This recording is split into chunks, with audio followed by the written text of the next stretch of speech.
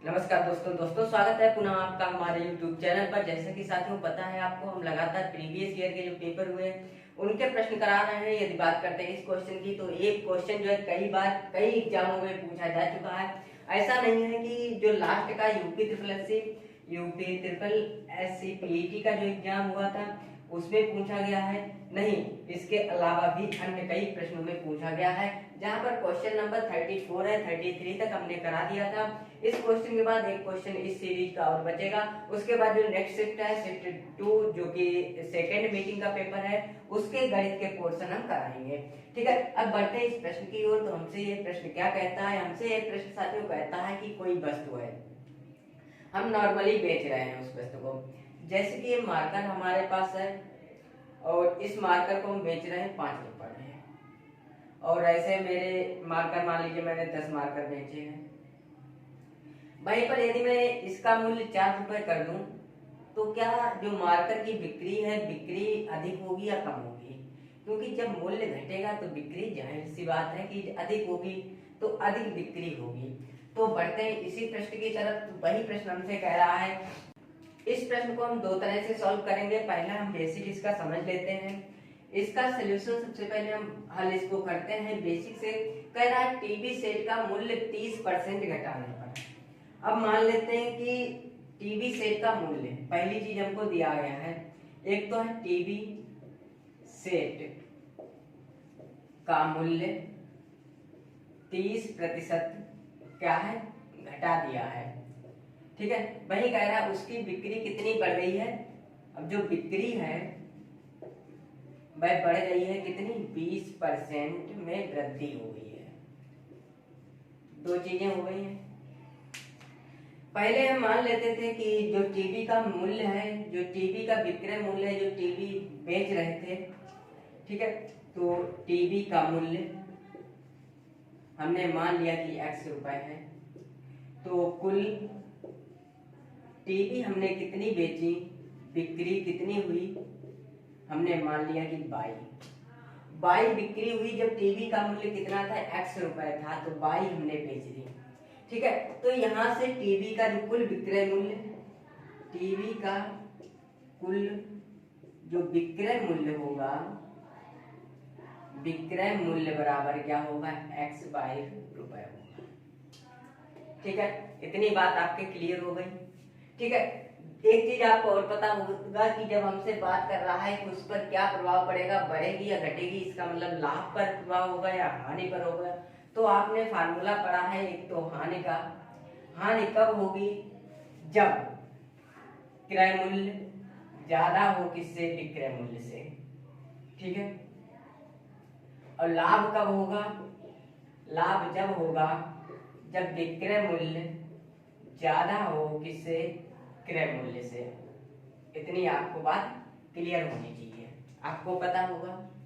अब x by रुपए हमारे पास जो क्या है, एक नॉर्मल विक्रय मूल्य है जो हमेशा हम चला रहे थे टीवी का, वह हमारा क्या है, x बाई रुपए है। अब बढ़ते हैं इससे आगे की तरफ। आगे हमसे कह रहा है कि टीवी सेट का जो मूल्य है 30% घटा दिया। ठीक है, अब हमको पता है टीवी सेट का जो मूल्य है, मूल्य में क्या है, 30% की कमी कर दी। कमी कर दी। पहले मूल्य हमारे पास कितना था साथियों, x रुपए था। x रुपए से क्या कर दिया, 30% इसका कम कर दिया, x इंटू 30/100। इतना हमने जब कम कर दिया तो हमारे पास कुल कितना बचा है, तो हमारे पास कितना बचेगा, तो 7x बाई 10 रुपए हमारे पास। इसका जो नया विक्रय मूल्य, नया जो कमी करने के बाद जो हम बेच रहे हैं, वह मूल्य इतना है। क्लियर है यहाँ तक? दूसरा कह रहा है कि उसकी जो बिक्री है, पहले बिक्री उसकी बाई होती थी, तो बिक्री में वृद्धि हुई है। क्या हुई है, बिक्री में वृद्धि हुई है। कितने की, 20% की क्या है, वृद्धि हुई है। जब कमी कर रहे थे, हम घटा रहे थे, तो विक्रय हम पहले कितने सेट कर रहे थे, तो 22 सेट पहले विक्रय कर रहे थे।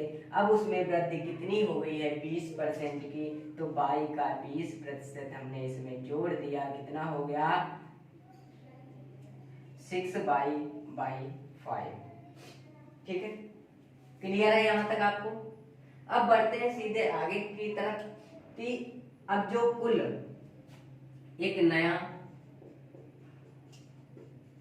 विक्रय मूल्य हमको मिलेगा, जो अब हम सेट बेच रहे हैं उन सभी सेटों का एक विक्रय मूल्य हमको मिल रहा है कि सभी सेट हमने कितने में बेचे हैं। तो कितने में बेचे हैं तो साथियों हम क्या करेंगे, दोनों की मल्टीप्लाई, जो कमी हुई थी तो मूल्य जो टीवी का मूल्य है और उससे कुल कितने टीवी हमने बेचे हैं। ठीक है, अब दोनों को हम क्या करेंगे, मल्टीप्लाई 7x अपान 10 मल्टीप्लाई 6/5 कर देंगे। तो आपको पता है यहाँ 2 से रह जाएगा 3 5, तो कितना बचेगा 21xy डिवाइड बाई कितना जाएगा 25 से। क्लियर है। जो नया विक्रय मूल्य आपके पास आया था वह कितने रुपए आपके पास आया है। पहले वाला आपके पास एक्स वाई है तो आप कहोगे बढ़ती हुई है कमी हुई है, तो आपको पता है एक्स वाई अधिक है इससे, क्योंकि जब हर क्या हो, जब हर अधिक हो किससे, अंश से, तो आप सोचिए कि हानि हो रही है। जब हर क्या हो, कम हो किससे, अंश से, तो यहाँ पे सोच लीजिए क्या हो रही है, लाभ हो रहा है। तो क्या लगाएंगे हम, हानि वाला सूत्र लगा देंगे, क्या, क्रय मूल्य माइनस विक्रय, यानी जो पहले हम बेच रहे थे उससे जो नया वाला है माइनस कर। अब गुरुजी ये तो बात हो गई यहाँ तक, पहले पर एक्स वाई रुपए में बेच रहा था, बाद में जब उसने कमी की मूल्य में और बिक्री बढ़ गई तब भी उसे हानि हो रही है। जैसे कि हम एक नया फार्मूला जब वैकल्पिक इसका मतलब समझेंगे, जब सेकेंड मेथड हम समझेंगे तब आपको बिल्कुल क्लियर से समझ में आ जाएगा कि क्वेश्चन क्या कह रहा था और हम जो क्या बता रहे थे, रिप्लाई क्या है, उसका उत्तर क्या आ रहा था, वह बिल्कुल आपको सेकेंड मेथड से आपको बिल्कुल समझ में आ जाएगा। यदि इससे नहीं आ रहा है तो क्या हो रहा है कि उसे क्या हो रही है, एक चीज तो क्लियर है, उसे हानि हो रही है, लेकिन कितने रुपए की हानि हो रही है, तो हानि उसे हो रही है, कितने की हो रही है, एक्स बाई, पहले बाई जैसे नया वाला कम कर दीजिए, कितना, एक्स बाई डिवाइड बाई 25। हमने क्या कहा, जब नीचे हल जो है ज्यादा हो जाए अंश से तो हानि हो जाएगी। ठीक है, तो क्या हो जाएगा, इसको जब आप करेंगे तो कितना बचेगा, इसको आप एलसीएम लेंगे तो 25x by minus 21x by divide by 25 कर दीजिए। तो आपकी जो हानि है मित्रों वह कितनी आ रही है, तो हानि कितनी आ रही है आपको पता है, 4x बाई डिवाइड बाई कितना 25 आ रहा है। ठीक है, एक चीज आपको यहाँ पर क्लियर आ गई होगी, इतनी बात आपके कह दीजिए क्लियर है। अब आगे की बात, इतनी हानि हो गई, हमसे कह रहा है कि उस पर क्या प्रभाव पड़ेगा, लेकिन ऑप्शन सभी किसमें है, परसेंटेज में है, तो प्रतिशत हानि हमको निकालनी है। प्रतिशत हानि बराबर एक सूत्र आपने पढ़ा है, प्रतिशत हानि बराबर जो हानि है डिवाइड बाई उसका क्रय मूल्य गुणा सब। क्लियर है। अब प्रतिशत हानि निकालने के लिए हानि उसके पास कितने की हो रही है, 4xy डिवाइड बाई 25 की हो रही है, लेकिन कह रहा है इसको आप डिवाइड कर दीजिए, क्रय मूल्य कितना है, पहले वाला मूल्य, पहले वाले मूल्य हमको x बाई से क्या करना है, इसको विभाजित करना है, तो मल्टीप्लाई में हो जाएगा into 100 आप कर दीजिए। तो आप देखेंगे कि x बाई से x बाई आपका कैंसिल हो जाएगा, x बाई से x बाई कैंसिल हो जाएगा, आपका क्या बचा है 25, 25 से कम 25 गुणा 4 कितना 100, 4 गुणा 4 कितना आ जाएगा 16% आपका क्या हो जाएगा, हानि हो जाएगा। 16% की आपको क्या घटी हो जाएगी, हानि कह दीजिए या घटी कह दीजिए 16% की। तो आप देख लीजिए कितना है, ऑप्शन नंबर डी इसका राइट आंसर है। बिल्कुल एक बार क्लियर करके कमेंट करके बता दीजिए क्या यह क्वेश्चन आपके समझ में आया। तो हम बढ़ते हैं नेक्स्ट मेथड पर, एक बार स्क्रीनशॉट ले लीजिए। जैसा कि साथियों हमको पता था टीवी का जो मूल्य हमने माना x रुपए माना, हमने मान लिया कुल कितनी बिक्री हुई तो बाई, तो टोटल कितनी बिक्री हो गई, तो हमको पता है कि x बाई रुपए की बिक्री हो गई, दोनों भी मल्टीप्लाई कर देंगे। ठीक है, जैसे कि एक मार्कर है हमारे पास, इसके 5 सेट हैं। ठीक है, 5 सेट है, एक मार्कर है 5 रुपए में बेच रहे हैं, टोटल 25 हम बेचेंगे। यदि उसी मार्कर का मूल्य 4 कर देंगे, फिर हम वही 5 मार्कर में वृद्धि हो सकता कि या 6 बिक जाए, तो वही कह रहा है ना, तो उसी क्वेश्चन को आप समझिए, मूल्य में 30% की कमी हो गई तो x का 30% कम कर देंगे तो 7x/10 हो जाएगा। अब वृद्धि की बात कर रहा है तो y में वृद्धि कर दीजिए 6y/5 हो जाएगा, तो यहाँ से 21x/25 हो जाएगा। तो हानि आपकी 4x/25 हो जाएगा। परसेंटेज निकालेंगे तो 16% की आपको हानि या घटा हो जाएगा। तो ऑप्शन नंबर डी इसका राइट आंसर हो जाएगा। अब इसको चलते हैं एक दूसरे मेथड से हम समझेंगे, वैकल्पिक मेथड से। अब वैकल्पिक मेथड की बात करेंगे तो वैकल्पिक वाला साथियों क्या है, जैसे कि हमने मान लिया तो सबसे पहले हम मानते हैं कि माना जो टीवी सेट है, ठीक है, टीवी सेट